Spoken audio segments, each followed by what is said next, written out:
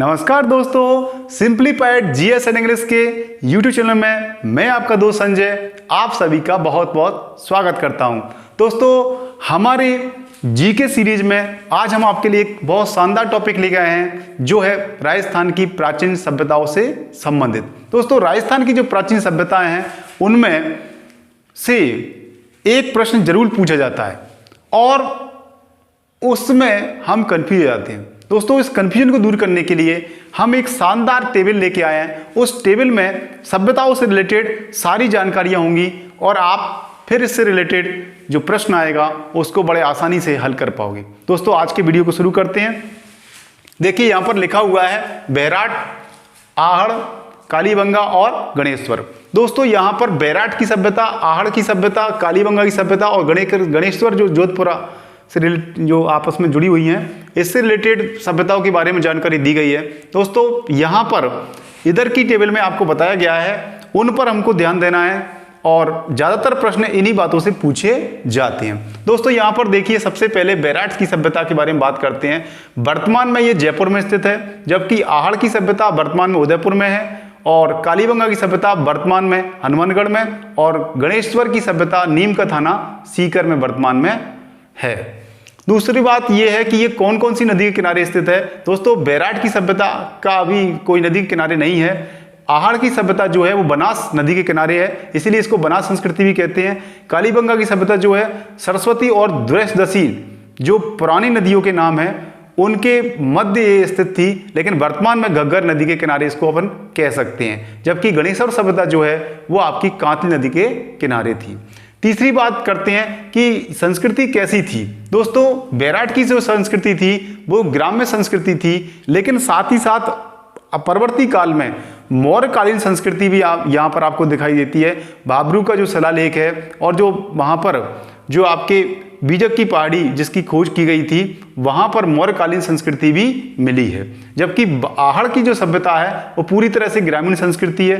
कालीबंगा की सभ्यता है वो सिंधु घाटी सभ्यता की तरह नगरीय संस्कृति भी है और गणेश्वर की जो सभ्यता है ये सिंधु सभ्यता से पूर्व पाषाण युगीन संस्कृति के यहाँ पर प्रमाण मिले हैं। जहाँ तक बात की जाती है इन सभ्यताओं के दूसरे नामों की, तो देखिए दोस्तों, बैराट की सभ्यता का कोई दूसरा नाम फेमस नहीं है, लेकिन आहड़ की जो सभ्यता है उसको ताम्रवर्ती या आगाटपुर कहते हैं या धूलकोट मिट्टी का दुर्ग भी कहा जाता है। जबकि जो आपकी कालीबंगा सभ्यता है उसको नाम जो दिया गया है कालीबंगा जो है वो नाम जो है इसलिए दिया गया है कि यहाँ पर तांबे की काली चूड़ियाँ मिली हैं। दोस्तों, तांबे की काली चूड़ियाँ मिली हैं क्योंकि हनुमानगढ़ और गंगानगर जो है वो लगभग पंजाब से जुड़ा हुआ इलाका है और पंजाब में जो आपकी बंगा जो चूड़ी होता है उसको बंगा कहते हैं, इसलिए इसका नाम कालीबंगा पड़ा है क्योंकि काली और बंगा का मतलब चूड़ियाँ। तांबे की काली चूड़ियाँ मिली हैं इसलिए इसको कालीबंगा कहा जाता है। इसी प्रकार से गणेशवर की सभ्यता जो है उसको ताम्रयुगीन सभ्यता भी कहा जाता है। दोस्तों, यहाँ पर एक ध्यान देने वाली बात यह भी है कि कालीबंगा सभ्यता को, यहाँ पर आप इसको याद रख लीजिए, कालीबंगा सभ्यता को सिंधु घाटी सभ्यता की तीसरी राजधानी कहा जाता है। सिंधु सभ्यता की तीसरी राजधानी भी कहा जाता है, इसको भी आपको याद रखना है। सिंधु सभ्यता की तृतीय राजधानी भी कहा जाता है इसको। ये आपके एग्जाम की पॉइंट ऑफ व्यू से बहुत इंपॉर्टेंट बात रहने वाली है। फिर बात करते हैं खोजकर्ता, जो अगला सेगमेंट है हमारा खोजकर्ता। तो देखिए, इसकी खोज जो है बैराट की सभ्यता की खोज जो है वो आपके बीजक की पहाड़ी पर कैप्टन बर्ड के द्वारा 1840 में की गई थी और फिर इसी में एक भीम की डुंगरी भी है इसी इलाके में जिसकी कार्यालय द्वारा इसका सर्वे किया गया था। जहां तक बात करते हैं आहड़ सभ्यता की, तो इसकी खोज जो है रतनचंद अग्रवाल ने की थी। दोस्तों, रतनचंद अग्रवाल का नाम दो जगह है, एक तो आपकी गणेश्वर सभ्यता में भी और एक आहड़ सभ्यता में भी। देखिए, रतनचंद जी जो है उन्होंने काफी प्रयास किया है राजस्थान सभ्यताओं की खोज की और इसका जो खोज तो रतनचंद अग्रवाल ने की थी, लेकिन इस आहड़ सभ्यता के उत्खनन के लिए 3 व्यक्तियों ने उत्खनन कार्य किया था। एक तो आपका एच.डी. साखलिया, एक आपका रतनचंद अग्रवाल और एक विजय कुमार। इन तीनों ने मिलकर के इसका उत्खनन कराया था। ध्यान दीजिए दोस्तों, प्रश्न अलग तरीके से पूछा सकता है। खोजकर्ता अलग है और उत्खननकर्ता यानी खुदाई करने वाले अलग हैं। इसी प्रकार से देखिए, जो कालीबंगा की सभ्यता है उसके खोजकर्ता हैं अमनानंद घोष, जबकि उत्खननकर्ता जो हैं वो आपके बीबी लाल और बी.के. थापर हैं। उसी प्रकार से आपकी गणेश्वर सभ्यता है उसकी के नाम से जो खोज है वो रतनचंद अग्रवाल ने की थी। अब पुरातात्विक सामग्री की बात कर लेते हैं कि भाई इन सभ्यताओं में क्या क्या विशिष्ट पुरातात्विक सामग्री मिली है। दोस्तों देखिए, आपकी जो बेराट की सभ्यता है उसमें जो पुरातात्विक सामग्री मिली है वो भाब्रू का शिलालेख है, जो कि मौर्यकालीन संस्कृति के प्रमाण हैं, जो कि अशोक के समकालीन हैं। जहाँ तक आहड़ या बालाथल सभ्यता है तो वहाँ पर 2 मुंह वाले चूल्हे मिले हैं, लोहा गलाने की भट्टी मिली है, और उससे ज़्यादा इम्पोर्टेंट वहाँ पर बड़े बड़े मृद भांड मिले हैं जिनको गोरे या कोट कहा जाता है। उसी प्रकार से कालीबंगा की जो सभ्यता है वहाँ पर विश्व के प्राचीनतम जुते हुए खेत का साक्ष्य मिला। ये कई बार एग्जाम में आ चुका है, इसको ध्यान रखना है। और यहाँ पर सामरिक महत्व की किलेबंदी पाई जाती है। और यहाँ पर एक और इम्पोर्टेंट बात जो हम यहाँ पर ऐड करना चाहेंगे वो ये है कि सिंधु घाटी सभ्यता के समान ही यहाँ पर पूर्वी और पश्चिमी टीला पाए गए हैं। जहाँ तक गणेश्वर सभ्यता की पुरातात्विक सामग्री की बात है तो वहाँ पर मछली पकड़ने के कांटे, सुइया, तीर, भाले और बाणों के सिरे मिले हैं। अब बात करते हैं बीटेक वाला। ये एक हमारा अलग ही सेगमेंट है, बीटेक वाला। यानी कहने का मतलब ये है दोस्तों कि हाँ, इससे पहले एक बात और आपको बता देते हैं कि यहां पर एक सेगमेंट और जोड़ना चाहेंगे, वर्तमान से साम्यता।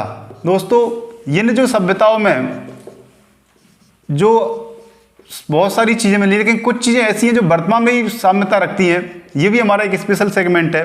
देखिए, वर्तमान में सभ्यता जो है वो ये है कि आपकी जो कालीबंगा की सभ्यता है वहां पर उस समय भी कपास की खेती होती थी, और आज भी आप देखती है गंगानगर और हनुमानगढ़ में आज भी कपास की खेती होती है। तो वर्तमान में भी उसकी साम्यता है। उसी प्रकार से देखिए दोस्तों, जो आपकी गणेश्वर सभ्यता या जोधपुर सभ्यता को जो गणेश्वर सभ्यता है जिसको ताम्रवर्ती नगरी कहा जाता है दोस्तों, इस ताम्रयुगीन सभ्यता चूंकि तांबे का वहां पर बहुत ज्यादा तांबा की सामग्री बहुत मिली है, तो आप इसकी वर्तमान से साम्यता ऐसे कर सकते हैं कि झुंझुनू जो है वहां पर आज भी तांबे की बहुत खदानें हैं, और वहां उसी के आसपास सीकर में ये सभ्यता मिली है, तो वर्तमान से इसकी साम्यता है। उसी प्रकार से आप बीटेक वाला सच देख लीजिए, एक अलग ही स्पेशल आपने सेगमेंट स्टार्ट किया है बीटेक वाला। यानी इन सभ्यताओं में कुछ ऐसी बातें भी हैं जो आज के लोग उस पर अचरज कर सकते हैं, आज के लोग उस पर आश्चर्य कर सकते हैं। वो ये है कि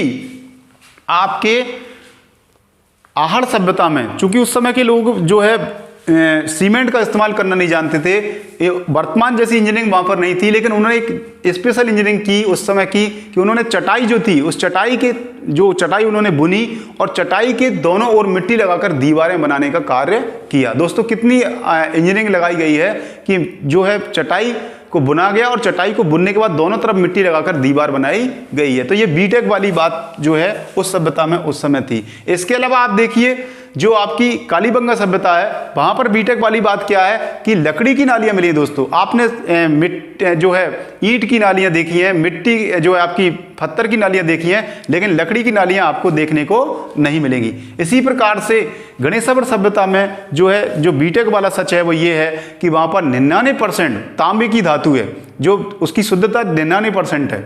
जो उन्होंने जितने भी